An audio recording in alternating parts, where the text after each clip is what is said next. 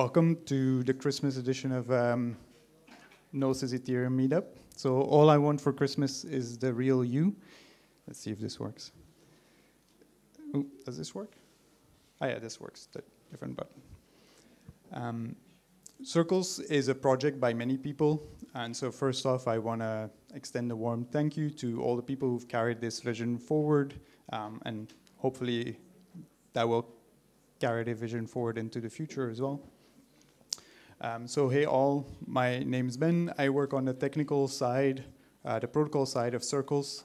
But today I actually want to talk about why I'm excited about Circles more than the technical details of it.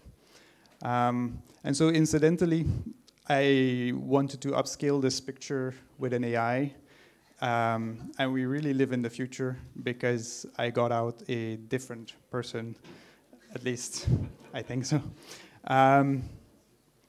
And it does raise a little bit the question, like, what is authentic information? What are authentic images? And most importantly, who are real people on the internet? We actually do know who are real people. We meet them in real life, like here today. And so Circles is a bit of a special money project because it's a money for people, by people. This problem isn't new, though. 30 years ago, the New Yorker had this cartoon that read, "On the internet, nobody knows you're a dog." Internet privacy and our identity on the internet is very important, and we should keep fighting for it. It has also brought misinformation and disinformation by bots. And so, fast forward 30 years, and we are not just talking about dogs, we're also talking about AI. So how do we defend against this? The Romans, sorry for a little history jump here, they came up with this tortoise defense. They learned that if a soldier is holding a shield and he's standing alone, then he's still unprotected from the back and from the sides. But if they coordinate and they lock their shields together, then they're defended from all sides. And so we can do the same in the digital realm. We know our own local environment, and we can know who's real in our local environment. And if we coordinate, and that's what crypto is all about, we can build a cryptographic property of knowing who's real and who's Sybil. And so in computer science, Sybil resistance is the problem of showing up more than one time if you're not supposed to, right? And so in Circles, I keep missing the button. That's what we ask you to do in Circles. We ask you to trust an account of the people you know in real life, and we ask you to trust their unique account. And then in exchange, every person gets 1 circle per hour. No questions asked, unconditionally. But this is serious. It's your responsibility to do this. You have to do your part. Consider water. Water is only liquid under certain conditions. If it's too cold, it's freezing, it will freeze, and if it's too hot, it will turn into steam. And so it's similar with your circles. If you trust too few people, your circles will effectively be frozen. If you're careless and you trust too many people or without actually knowing them, you will find your circles evaporating. You will end up holding only Sybil tokens that aren't worth anything. And so balance is the key, and you want to trust your actual friends, your actual circle, and then you will find that your circles are fungible or exchangeable in your communities. And so from the ground up, by leaning into the social graph, we get this property of Sybil resistance, of knowing who's real without any central registry saying this is a real person or that is a fake person. And technically, an attacker can make thousands of accounts, but no one's affected. At best, only the people that trusted these false accounts. So they're contained outside of the honest people. But let's take a step back, because it's not just about a social graph. It's also about money. And we're nearing the 15-year anniversary of Bitcoin. Bitcoin asked us 2 questions. First, what is a money? But also then we can actually design a money. And so can we design a more fair money? Can we build a notion of fairness into a money system itself? And so circles are backed by time. Time is universally distributed equally to everyone. It's also incorruptible. And so each person can mint 1 circle per hour, but time also fades into the past, and so your circles do the same. They are temporarily discounted at 7% per year, and so they will fade out of your wallet. If we combine these two forces, you see that you don't just get an ever-expanding total supply of circles. The maximum amount of circles that you can actually mint over a lifetime is roughly at 125,000 circles, because you get 8,760 circles per year, but as your balance grows, your 7% tax grows, and so they balance out. Of course, then if you stop minting, they will only dissipate because you're not minting more circles. There's another way to think of this, like if you would think of it as a tax rate. So there's a tax rate within air quotes because you're not paying this to a government or an organization, they just fade out of existence. But if you're a person and you have less than 125,000 circles, then you effectively have a negative tax, which isn't a concept that we're really used to. But if you have less balance, you will get more circles faster, all the way up to the stable point of 125,000 circles. So strictly speaking, it's 125,142, but it doesn't matter. And then at that stable point, you're not taxed. There's a 0% tax. But if you start earning more circles, which you can definitely do, so you cannot mint more than the stable point, but you can provide services to other people, and you can have more circles than that stable point. And so if you have more, you gradually start getting taxed, and this tax would bring you back to the stable point. The situation is very different for businesses or organizations or AIs, because they do not get to mint their own token, and so they have a flat tax of 7%, irrespective of how many circles they hold. Circles is more than a concept. It's lived in the minds of several people for a very long time, but also it's been tested in the field, and it's been piloted in at least 2 very notable projects. One around a cooperative in Berlin since 2020, and for the past year in Indonesia, Bali. Both projects were experiments on the ground to try to see how we could support circular economies and these networks locally. One very key lesson that we take away from this is we're stronger together. People do not live in a village of 8 billion people globally. They organize around their community and organize around their businesses. And so we want to support that natively in the protocol. And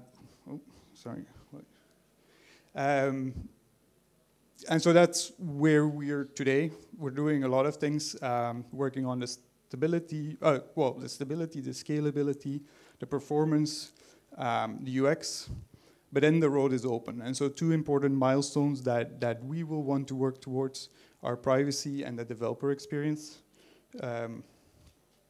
First of all, privacy matters, just out of principle.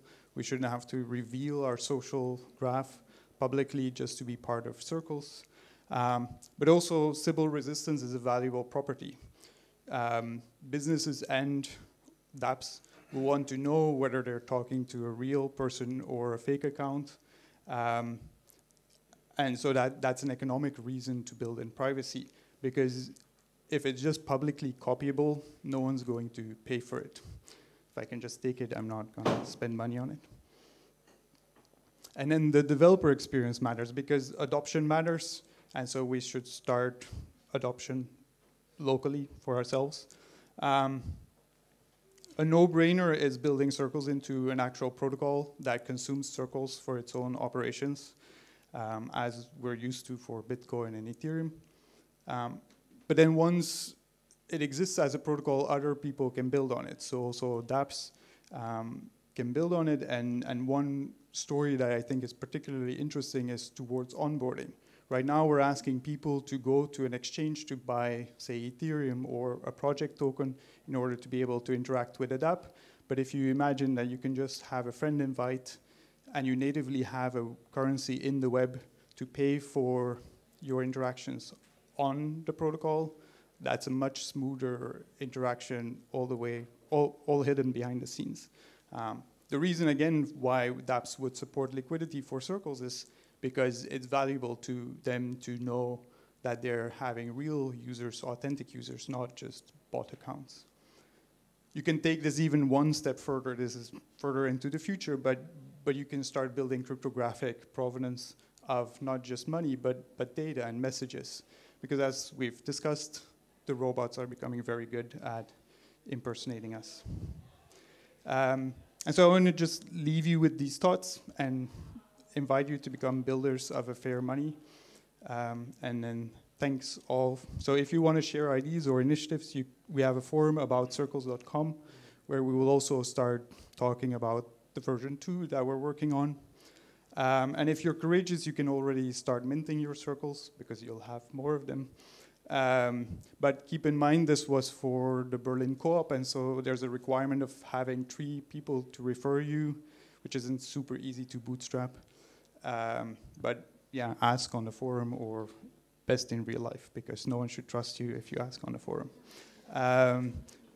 Last thanks goes to Gnosis and Gnosis Chain, of course. This wouldn't have been possible without their support, and Circles runs on Gnosis Chain, so thanks a lot.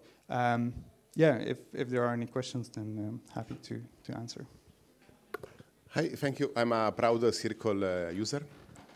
But the only time I had the opportunity to spend them was at the market in Berlin. So the first question is, there is any other idea to make Circle used somewhere else? And the second question is more on how can be guarantee a property of Sybil resistance when just 3 connections can trust you? So to the first question, right, we're asking people to adopt this as a money. And the Berlin co-op was a subsidized program, so there was actually funding that helped exchange them back to euros for those who sold you the goods. That's obviously not sustainable, but it was a valuable research to learn more about how to build such communities. But I hope this came across in the presentation a little bit. Well, there's no point going back to the slides, but we have a lot of opportunity to build digital native uses for circles. Like, it is great, and we should encourage people to use them in real life, but it's even better if we can first demonstrate that there is a practical use for holding them. Because otherwise, people will just run to the exit and cash them out for euros. But if I can actually use them for something that's valuable to me, and digital services are actually easy things that we as a community can build, and it's a digital money after all, I think that's a great way to bootstrap that there's a non-zero price for them, and then we build from there. I don't know if I got the second question precisely with the 3 referrals, but it was meant to be that the system wouldn't be spammed from the outside, right? So it was meant for this local Berlin co-op and not necessarily to grow outside. And so for now, that's a bit of an impediment. It's not so easy to sign up to Circles as it is. I don't know if that helped. Thank you. Anyone else? We still have a few minutes.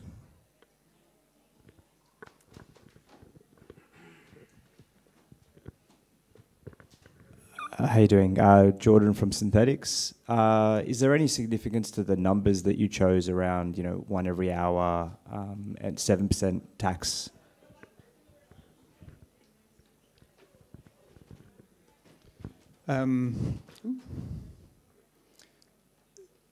There's actually only one choice number, and that's the 7% tax, because the 1 unit or 1 circle per hour is just a choice of units, and it's easy to reason about. So it could have been anything, but it's sort of easy to think about in your mind.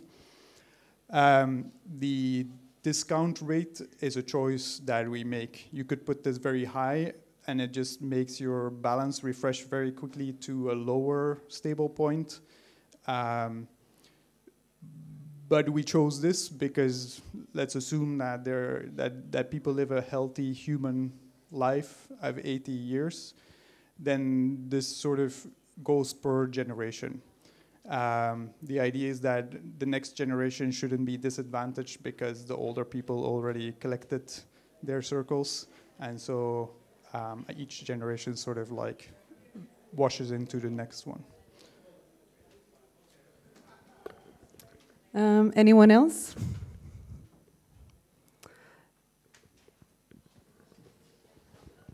This might be a silly question, but I thought I'd ask it anyway. Is there any concern that you can infer someone's age by the number of circles that they've got? It's actually not a silly question at all. It's totally feasible, yes. Or at least when they started minting. I would say it's another reason to think about privacy, right? We could shield those balances in later versions. And I think it's actually a legitimate point, yes.